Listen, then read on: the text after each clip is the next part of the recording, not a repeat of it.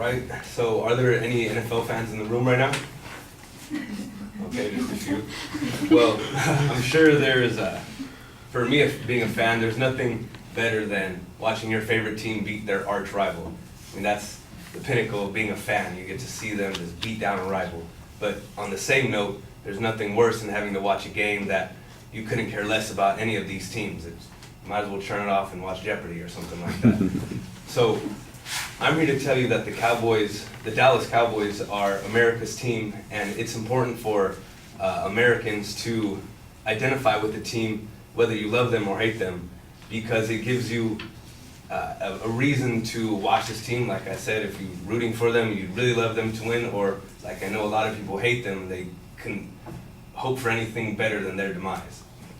So today I'd like to show you that they are, in fact, America's team by showing that that iconic star on their helmet represents the 50 stars on the American flag. I'd also like to show you how the Cowboys are clearly the most popular team in the NFL, just purely based on jersey sales. And lastly, I'd like to show you that the Cowboys are the most polarizing team in the NFL every single year. So like I said, that iconic star on the Dallas Cowboys helmets does really represent the American flag, in that just one of those stars is thrown on there, and like always, they are always seen on during games. You can see it's clear, it's very clear that that's what it means. And they aren't the only team that necessarily has a star on their helmet. The New England Patriots also do have a star on their helmet, but they have been involved in multiple scandals over the past decade. One was for Spygate, where they got in trouble for filming the St. Louis Rams plays during their Super Bowl matchup. And clearly the Patriots won because they had so much information on the St. Louis Rams that they got illegally. And then the New England Patriots were also involved in Deflategate, where they used deflated footballs to gain an unfair advantage while playing the Indianapolis Colts also in the playoffs, and clearly they won that game as well. And also the Cowboys, if we're comparing the Cowboys to the Patriots, they do, to this point, have more Super Bowl victories, so they've been a very successful team. They won 3 Super Bowls in the 90s and 2 in the 70s, so they're a pretty successful team over the past few years. And speaking of success, jersey sales, every year they sell the most jerseys, so clearly they're the most popular team in the league. This past year in 2016, they have 4 of the top 14 selling jerseys, according to NFL.com, 4 of the top 14 selling jerseys in the league. And number 1 and number 2 were both Dallas Cowboys, Ezekiel Elliott and Dak Prescott. And the other 2 were Dez Bryant and Jason Witten. And the closest teams to them in the top 14 are the New England Patriots and the Pittsburgh Steelers, who both only have 2 top 14 selling jerseys. And just like jersey sales grow every single year for the Dallas Cowboys, so does the fact that they are the most polarizing team in the league every single year. They have, in the past decade, they have 27 Pro Bowl players, which is pretty much like an all-star game for people who aren't quite sure what that is. It's an all-star game for the NFL players. It's a popularity contest between the fans and the players' peers. So players vote and fans vote to decide the roster.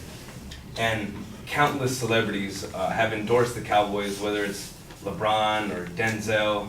And those are first-name basis celebrities, so you know they're huge. And lastly, like Jamie Foxx, and there's countless other ones. That's just to name a few. And according to CBS Sports, an article written by John Breach, the Cowboys are ranked the #1 fan base in football because they have an average of 91,000 people attending each game.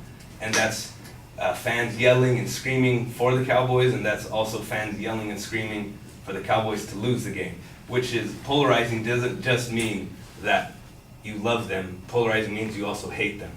So, and according to Forbes list, they are the #1 ranked franchise in the world. So not just in the NFL, but the entire world. Real Madrid, or the Cowboys, are worth net $4 billion. And after that is Real Madrid, and number 3 is Barcelona, which are both soccer teams, and they're both ranked about $3.6 billion And number 4 is the New York Yankees, who are just about $3.4 billion is their net worth. So they're up there and they're beating everybody in that. And lastly, since 2006, the Cowboys have played in 53 primetime games. So people, instead of watching Jeopardy, they've been watching these Cowboys play 53 times in the past decade. And the closest team to them are the Pittsburgh Steelers, who only have, well, not only, but they have 46. So to sum it all up, I've told you how that iconic star on their helmet can represent the 50 stars on the American flag, how clearly they're the most popular team in the league because of their jersey sales each and every year. And lastly, they're the most polarizing team in the NFL every year because they're the most seen, they're the most talked about, and they're clearly loved by many, many people.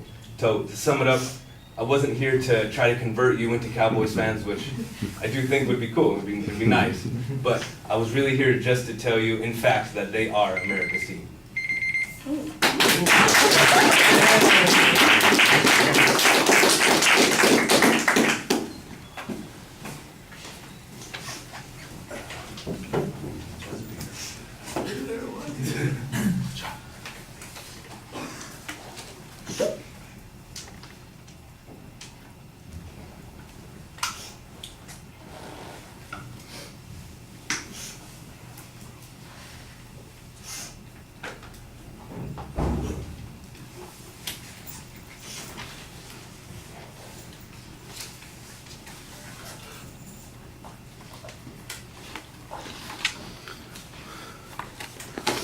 All right, well, I think everybody wants to award you bonus points for finishing exactly at the time signal.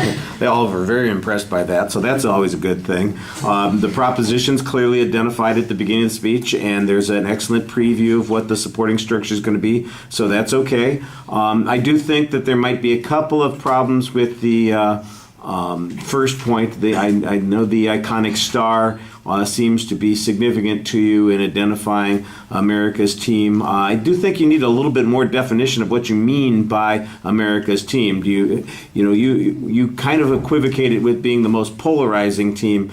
Maybe you could explain by saying it's the most watched, the most talked about, the most frequently part of a conversation, the one that people ask about first, something like that. So in other words, it's a priority for Americans, whether they are fans or haters, to know what's going on there. I do think that you give a nice justification as to why we should care a little bit about this, because it would affect the popularity of the game itself, and even people who aren't really fans of the game now at least have some idea about why you're bothering to talk about that. So that's not bad. The comparison, for instance, to the Patriots all comes down to criticism of the Patriots and some of the things that they have been accused of over the years.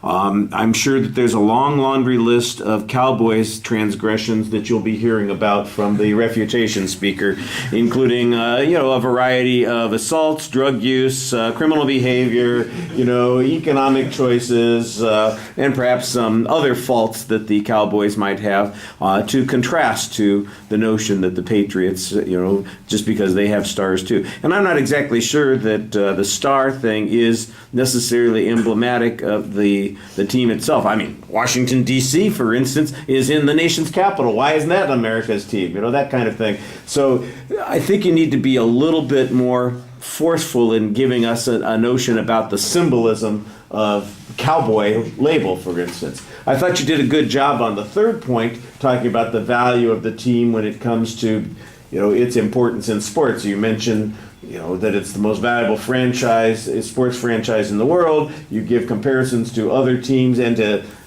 other sports, in fact, and so that's a good point about why it's America's team per se, because it's the biggest on the biggest stage. I think that's a stronger argument than the idea that you have at the first, and maybe that would have made a better point to start with, and then maybe finish with the star thing instead. I think that might have made it a stronger argument.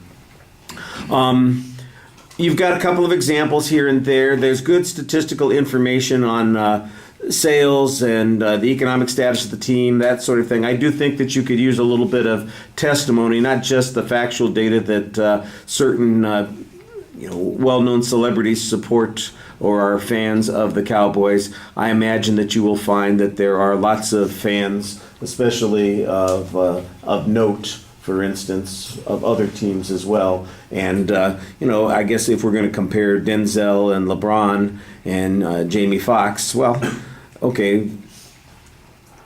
Well, let's face it, Denzel's the best actor there is, and LeBron's the best basketball player there is, I suppose. Threw him in there for you, man. You threw Denzel in there for me, right? Yeah, that's right. Thank you. Did I say that in class? You said you're a fan of him. Yeah, I am. All right, so that was pretty good. Yeah, okay. Thank you.